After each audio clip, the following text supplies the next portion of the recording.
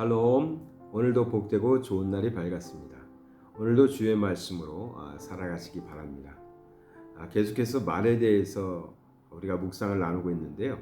오늘은 우리가 해야 될 사람을 살리는 말, 선한 말 중에서 위로하는 말에 대해서 나누려고 합니다. 그래서 위로의 말 한마디가 얼마나 강한 힘이 있는지 한번 묵상해 보고자 합니다.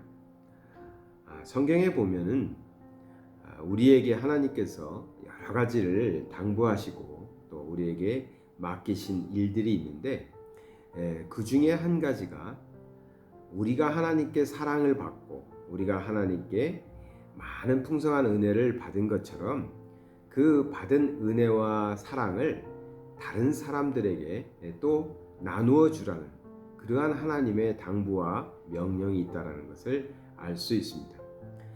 그것이 위로에 있어서도 마찬가지인데요. 우리는 하나님께 위로받았죠. 하나님께 위로받고 하나님으로 인해서 항상 힘을 얻고 살아갑니다. 때로는 힘든 일들도 있고요. 지칠 때도 있고 또 사람 때문에 낙심하게 될 때도 있고요. 화가 날 때도 있고 그렇습니다. 그런데 그때에도 우리가 신앙을 잃지 않고 믿는 자답게 계속해서 신앙의 삶을 이어갈 수 있는 것은 그때마다 우리 하나님께서 우리를 위로해 주셨기 때문입니다. 어쩔 때는 참 지치는 때도 있었는데 그때에도 하나님은 또 위로해 주십니다. 그래서 다시 힘을 내서 일어서게 하고 계속해서 우리가 나아가야 될 다른 박질해야 될 그 길로 가게 하시죠.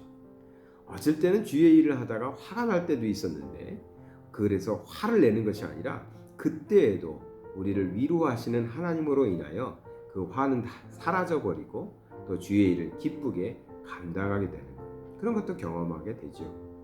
항상 하나님께서는 우리를 위로해 주고 계십니다. 그 위로를 받아서 우리 또한 또 살아가면서 다른 사람들에게 위로해 주는 사람이 될 수 있는 것이죠. 요셉이라는 사람이 있죠. 구약에 나오는 창세기에 나오는 요셉이 있는데요. 요셉의 이야기는 우리가 너무 잘 알죠. 근데 마지막에 가서 보면 요셉이 이제 총리 대신이 되고 애굽에서 살 동안에 그 요셉의 형제들이 결국은 다 애굽으로 넘어와서 그 7년 대흉년 동안에 피난을 와서 요셉에게 얹혀서 살게 됩니다. 한마디로 요셉 덕에 살아남게 되는 거죠. 그때 마지막 창세기 50장의 장면을 보면 이제 야곱도 나이가 많이 들어서 죽게 됩니다. 그래서 야곱마저 이제 죽고 나니까 요셉의 형제들이 또 한 번 두려움에 빠졌습니다. 이제 아버지도 돌아가셨으니 저 요셉이 우리를 향하여 원수를 갚으려고 하면 어떡할까, 그렇게 두려워하고 있었던 때가 있었죠. 그때 요셉이 그 형제들에게 위로의 말을 합니다. 창세기 50장 21절인데요. 당신들은 두려워하지 마소서, 내가 당신들과 당신들의 자녀를 기르리이다 하고 그들을 간곡한 말로 위로하였더라. 이 형제들은 자신들이 잘못했던 과거의 죄로 인해서 두려워하고 있었는데 요셉은 그들을 간곡한 말로 위로해 주었다 하고 있습니다. 요셉이 그의 형제들을 위로해 준 것이죠. 두려움이 사라지게 만들어 준 것입니다. 요셉은 그만한 힘이 있었고요. 또 그만한 그렇게 용서해 줄 수 있는 위치에 있었던 것이죠. 그래서 요셉은 그의 형제들을 위로해 줄 수 있었던 것입니다. 그래서 참 그냥 용서만 해주는 것이 아니라, 과거의 잘못을 용서만 해주는 것이 아니라 위로까지 해주는 이 요셉을 보면서 참 착한 사람이다, 좋은 사람이다, 그렇게 보게 됩니다. 성경에 보면은 하나님께서 하나님의 성품을 나타낼 때 하나님은 어떤 분인가, 하나님은 어떤 성품의 소유자인가, 이걸 보면은 하나님은 위로의 하나님입니다. 고린도 후서 1장 4절에 보면, 고린도 후서 1장 4절, 우리의 모든 환난 중에서 우리를 위로하사 우리로 하여금 하나님께 받은 위로로서 모든 환난 중에 있는 자들을 능히 위로하게 하시는 이시로다. 하나님을 가리켜서 이렇게 표현하고 있습니다. 우리를 위로하시는 하나님, 우리를 위로하시는 하나님. 그래서 우리로 하여금 그 위로받음으로 다른 사람들까지도 위로를 하게 하는, 그래서 위로자가 될 수 있도록 하시는 하나님. 하나님을 그렇게 표현하고 있습니다. 위로의 하나님이시기 때문에 우리가 하나님으로부터 위로를 받았고요. 그 위로를 통하여 다른 이들도, 환난 중에 있는 모든 이들을 위로하게 하시는 하나님이시다. 그러니까 이 위로는 하나님으로부터 왔고 그 하나님으로부터 온 위로를 우리가 받고 이제는 모든 어려움 속에, 환난 속에 있는 사람들을 우리도 위로할 수 있다라는 것이죠. 위로의 목적도 말하고 있는데요. 6절, 그러니까 고린도후서 1장 6절에 보면요.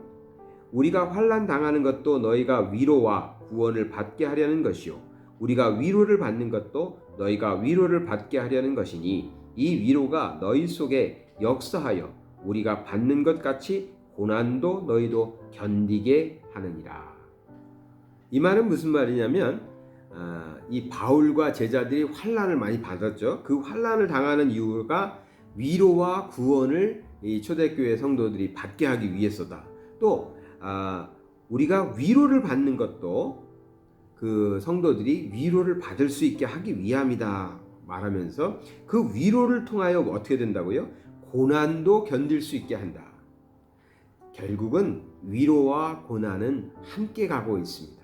고난받은 사람들은 얼마나 힘들겠어요? 그때 하나님의 위로가 있는 것이죠. 위로를 받아서 그 고난을 견뎌내고요. 또 위로받은 자는 내성이 강해지겠죠. 힘이 생기겠죠. 그리스도인으로서 담대해지겠죠. 하나님의 위로가 있으니까요. 그러니 이제 고난도 견뎌낼 수 있는 신앙인이 되는 것입니다. 우리가 세상을 살아가면서 우리도 하나님께 많은 위로를 받고 살아야 됩니다. 힘들고 어렵고 지칠 때요, 항상 그때는 하나님이 내게 계시다, 하나님이 내 옆에 계시다, 하나님이 나와 함께 하신다라는 것을 느낄 수 있어야 됩니다. 하나님은 우리에게 위로의 하나님이시기 때문에 마땅히 우리와 함께 하시면서 우리를 위로해 주고 계십니다. 그래서 우리가 받아들이고 인정하고 느낄 수만 있으면 되는 거예요. 우리가 요구해서 받는 것이 아닙니다. 하나님은 본질상 위로하시는 분이기 때문에 우리를 위로해 주고 계십니다. 그래서 나는 위로받는 자다, 하나님께로부터 위로받는 자다, 또 하나님이 보내신 사람들을 통해서, 그리스도인들을 통해서, 공동체를 통해서, 교회를 통해서 서로 위로하고 위로받는 사람들입니다. 그 위로를 우리가 받을 때 하나님의 자녀로서 살아갈 때요, 쉬운 일만 있는 거 아니잖아요. 때로는 어려운 일도 있고 힘든 일도 있고 말씀과 같이 고난도 당하는 때가 있죠. 그러나 그 고난도 견뎌내고 이겨낼 수 있다는 것입니다. 그것이 위로의 목적이거든요. 그러니 우리는 이제 살아가면서 어떤 말을 하면서 살아야 될까요? 다른 사람들에게 어떤 말을 해줘야 될까요? 위로의 말을 해줘야 됩니다. 할 수 있는 대로 우리는 다른 사람들에게 우리가 하나님께로부터 받은 위로, 그 위로를 가지고 다른 사람들을 위로해주는 말, 그 말 한마디가 사람들에겐, 정말 위로받아야 되는 사람에겐 큰 힘이 되거든요. 그것을 통해서 다시 일어나고요, 다시 하나님의 자녀로서 당당하게 살아갈 수도 있거든요. 우리가 말을 할 때 정말 선한 말 해야 되지 않겠습니까? 사람 살리는 말 해야 되지 않겠습니까? 그렇다면 무엇보다도 상대방을 보시면서 위로의 말 한마디 건네시는 우리 성도님들 되시기 바랍니다. 사랑의 하나님 아버지, 감사드립니다.